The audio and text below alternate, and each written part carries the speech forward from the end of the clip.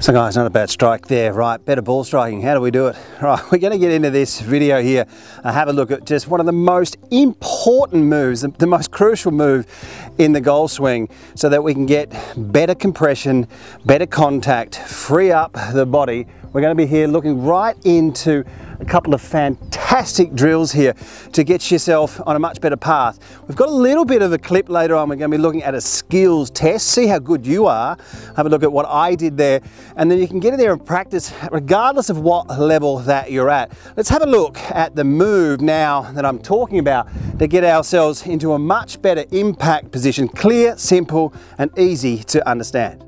So guys, right, you can do this drill with or without training aids, and I've just taken the liberty to pop a couple of things in here. You can have a broken shaft, and you can have one of these, you know, one of those swim noodles. I just cut a bit off, taped it onto this steel rod. You got yourself an alignment stick to a stick. You don't need it, but I'm just going to do that just to illustrate this a little bit better. We're going to be using a move that brings in different components into a perfect position, and from there you can gather some feel and practices. Let's have a look firstly what we're talking about. Now, to press out good shots, to control the low point of your swing arc and get it to land in the right place, to get 10, 12, 15 degrees of shaft lean, we need to do a few things. The closer we get to these positions, guys, you know, the better that we hit the ball. And one of the worst things that we can do in the golf swing is really not move forwards and also not open up. So we're seeing people who are back here, perhaps not that much lateral shift, back behind the ball, and not getting this forward motion and a clearing motion and getting over this golf ball. So let's have a look. And normally, you know, you'd be setting yourself up here about a fist width away from your training aid, right?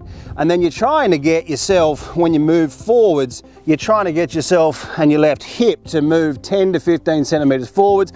And you really want to have this head just moving 1 to 2 centimeters or be really over the golf ball. It helps so much to get this shaft lean. This is the exercise that we do, right? Pop your hand on your left thigh, right? Get yourself set up. Now from here, what we're going to do is swing it up to the top, and when we move forwards, we shift forwards. The lead side will extend, so you're lifting your left hand up your thigh here, and you're moving forwards, but you're really opening up your torso, you're opening up your hips. You're getting your body to open but shift forwards at the same time. Now if you can see where my right shoulder is, it's the front of the shoulder is really close to the golf ball, close to covering it. So, and this is what we can do. We can move forwards but also extend. And this is what this left side does. It's a really great feel to get yourself in a good position. Take your setup, swing to the top, move forwards, extend this left arm. You've got your lateral shift and you've got your chest opening. You want to get this torso to rotate. When we're measuring swings, right, with biomechanics, and we're looking at numbers of the great players, they're very, very similar to each other. We're not measuring the shoulders really, because the shoulders are moving all over the place. So what we do is we measure the pelvis and we measure the upper torso. And the upper torso is often around about the same, just a little bit less than the pelvis. So by getting yourself to move forwards and open up your pelvis, open up your hips, is a great way to get yourself to cover the golf ball. I like to say, get your right knee over it. And we start to get in a position where it looks like you would trap this shot, ball hit ground. It's forwards, but it's extending and opening. Forwards and extending and opening. And this is what this left hand does up the left leg. Guys, let's have a look at a drill here and how we can improve also low point control, this skills test to take your ball striking to the next level. Right, so guys, this drill is an absolute belter, to be honest, and you can use it for your pitching, and I recommend it for your chipping.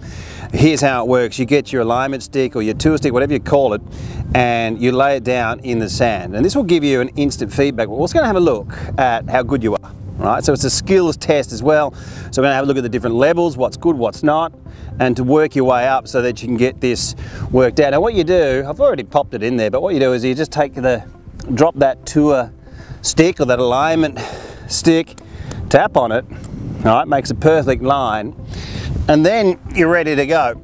So what you do is you simply position the line in the middle of your stance, and you pop the club head over that, and the idea is to land on that line or slightly forwards to get clean contact. Obviously if we're landing behind the line, it shows her that we perhaps don't have enough shaft lean, we're hitting fat shots and thin shots.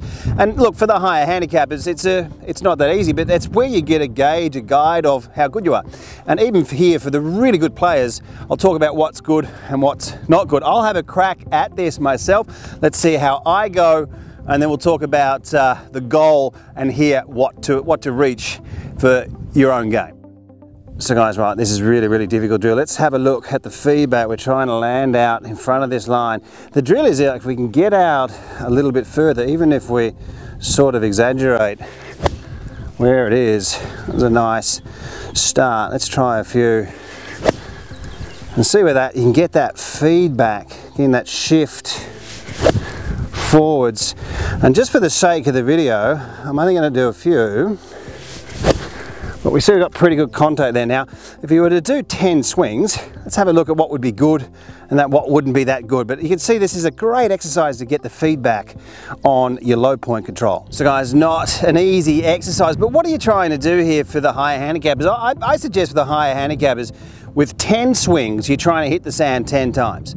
You can't expect that you're going to land in front of this line 10 times, but just to get contact and then work forwards from there. Your goal would be to get 5 swings in front of the line. You know, for the higher handicappers. For the better players, really, it's also not an easy drill.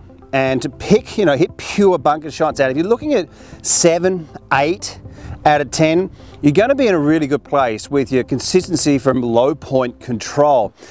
World Class Golf Instruction has over 700 detailed videos for every golfer. Practice programs and evidence-based material is applied in helping you to become your own coach and play your best golf. Join us in the chat room and join the community of World Class Golf Instruction. And if you're getting around 9 or 10 out of 10, then your hand-eye coordination is exceptional. And really, you're also looking at a very high level golf swing to land on that area every time. Your chipping, you can use this. I recommend it because, you know, just to hit fat shots or not get the right contact, you can apply different feels, position your body in different positions.